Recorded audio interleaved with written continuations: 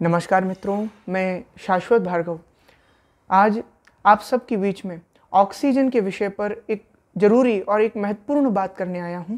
जैसा कि आप सब जानते हैं, आज ऑक्सीजन को लेकर पूरे देश में मारामारी हो रही है और लंग्स इन्फेक्शन से बहुत लोग परेशान हैं और पहले से भी होते रहे हैं और आगे भी होंगी।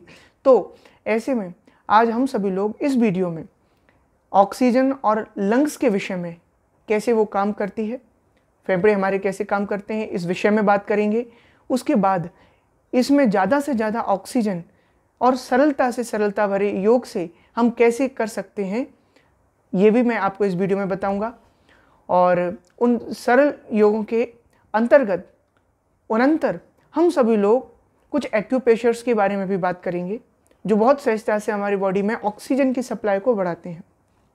आइए सबसे पहले हम ये जानें कि ये फेफड़े, ये लंग्स जो हैं, how it works, how is it important, why it is.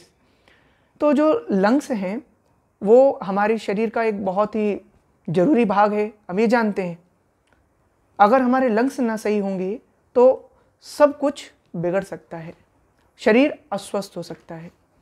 क्योंकि हमारे लंग्स का सीधा संबंध सबसे पहले हमारी नाक से है। हमारी नाक का क्या काम है? नाक हमारे सभी श्वसन तंत्रों का आगार है बाहर से। यहीं से सांस हमारी फिल्टर होकर अंदर जाती है और लंग्स उस सांस में जो ऑक्सीजन है उसे ऑब्जर्व करके ब्लड तक पहुंचाने का काम करते हैं। फिर उस ब्लड में से CO2 को लेते हैं बाहर।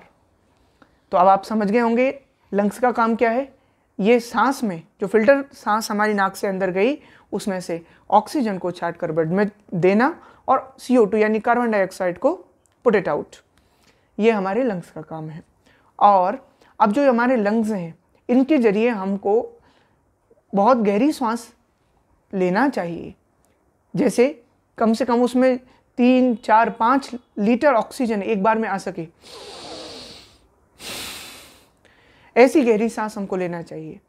ये लंग्स के स्वास्थ्य के लिए उत्तम होता है, लेकिन हम ऐसा नहीं करते।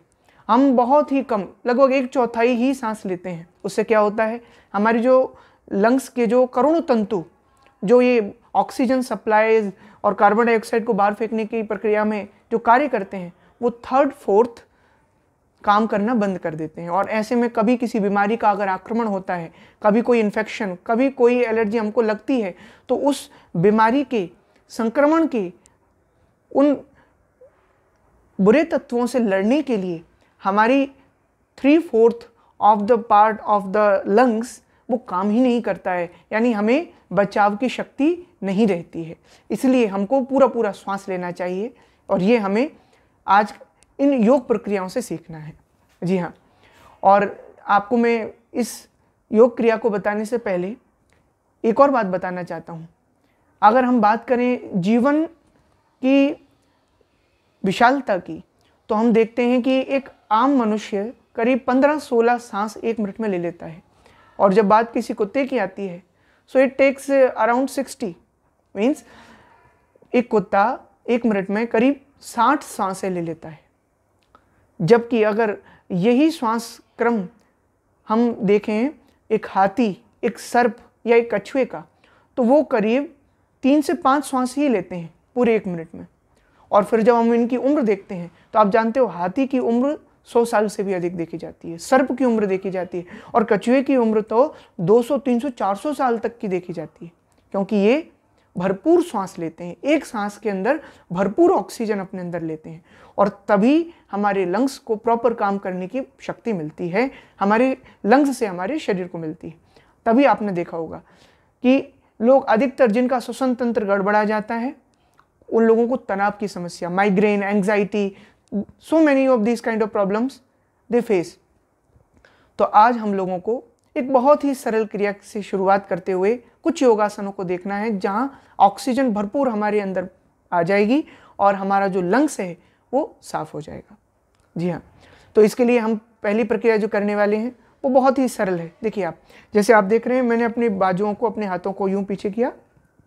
I am putting my hands यूं बैक, और जब हम ये पीछे ले जाएंगे तो हमको सांस भरना है। देख रहे हैं आप, ये जो फेफड़े का हिस्सा है ये बहुत खुल गया है। अब यहाँ पर जो वायु आएगी भरपूर हम लेना है हमें को, ये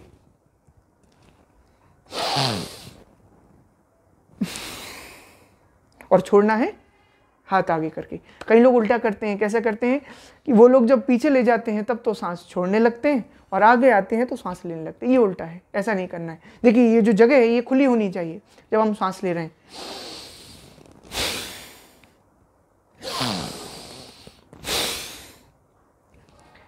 देख रहे हैं आप? अच्छा ये देखिए कि ये जो प्रक्रिया है हम तेज भी कर सकते हैं, जितनी गति से हो आप कर सकते हैं, धीरे धीरे बढ़ा सकते हैं, लेकिन जिन लोगों को हार्ट रिलेटेड प्रॉब्लम है, बीपी की प्रॉब्लम है, वे लोग इसे जल्दी ना करें। जिन लोगों का स्वास्थ्य सही है, हेल्दी है बॉडी से, वे लोग जल्दी भी कर सकते हैं।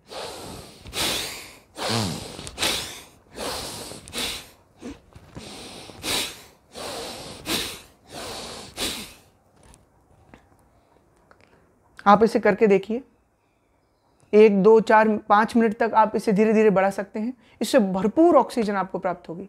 और जब हमारे लंग्स, आप देखिए हमारे लंग्स के अंदर क्या जरूरत होती है, लंग्स को ऑक्सीजन चाहिए। लंग्स वाला जो हिस्सा है इट स्टेज विद वाटर, यानी वो पानी वाला हिस्सा हो जाता है और उसे अपने पानी को सुखाने के लिए जरूरत पड़ती है ऑक्सीजन की। ऑक्सीजन उसे गर्मी देती है। अगर वहाँ पानी भर जाए या ठंडक आ जाए लंग्स के अंदर तो उससे क्या होता है, उन्हें नुकसान पहुँचता है और बिल्कुल कीचड़ जैसी वहाँ मच जाती है, जिससे बहुत सारे हमारे जो जुड़े हुए लंग्स हैं, जैसे कि इन्फेक्शन रिलेटेड होते हैं, जो सारे थायराइड से आदि आदि चीज़ों से रिलेटेड होते हैं, नसल्स से होते हुए कई जगहों पे हमें प्रॉब्लम्स आती हैं। वो प्रॉब्लम सबसे पहले जो दिक्कत होती हैं श्वसन तंत्र गड़बड़ाने पर, वो लंग्स से रिलेटेड होती हैं।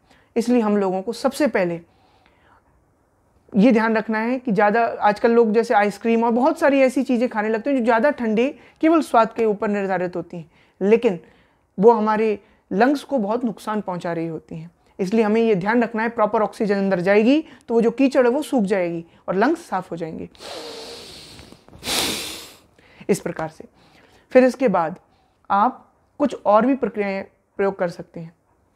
जैसे एक बहुत ही सरल उद्गीत प्राणायाम हम लोग देखते हैं जहाँ पर ओम का उच्चारण होता है। बस इसमें ध्यान रखना है आपको शुरुआत में सांस खूब अच्छी से लेनी है, जैसे कि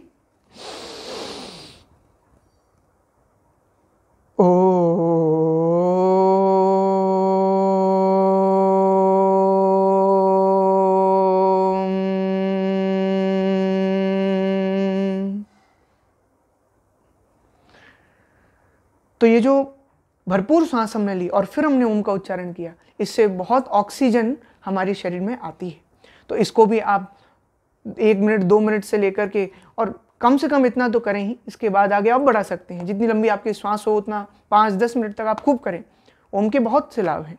ये vibrations, these positive vibrations give so much energy to our body and brings out that negative also. तो इसके बाद अब कुछ ऐसी सरल प्रक्रियाएं हैं जो आप शयन क्रिया के दौरान भी, यानी सोते समय भी इनका प्रयोग करें तो आपको लाभ होगा। सोते समय सभी नहीं करनी है, एक आसन को आप सीधा सीधा ले सकते हैं और ये आप सुबह भी योगासनों के समय कर सकते हैं, जिसके लिए आपको लेटना होगा। जैसे कि आप यूँ लेट सकते हैं, आप पेट केवल लेट गए हैं, ठीक है। अब आप लोग देखें कि एक पैर को मैंने उठा लिया है और जो एक हाथ है इसको भी उठा लिया। दूसरे हाथ को हम बिल्कुल बॉडी से चिटा करके यूं भी रख सकते हैं और आसपास भी कर सकते हैं। अब यूं किया और यूं हम सो रहे हैं या लेट रहे हैं।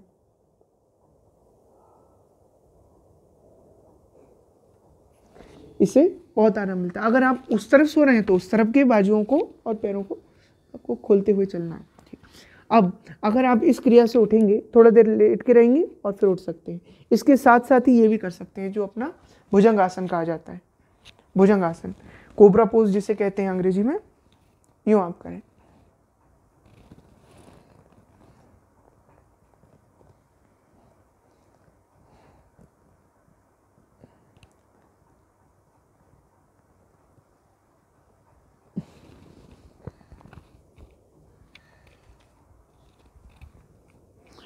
और एक चाइल्ड पोज को भी आप यूज़ कर सकते हैं, रिलैक्सेशन के लिए इसको प्रयोग किया जाता है।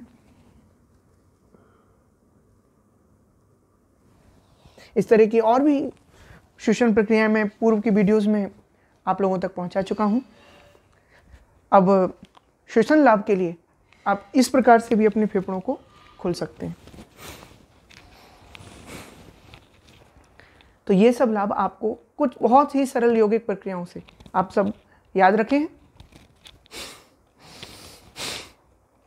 उद्गीत हुआ, हमारा लेटने का ढंग हुआ, इसके बाद भुजंग आसन हुआ।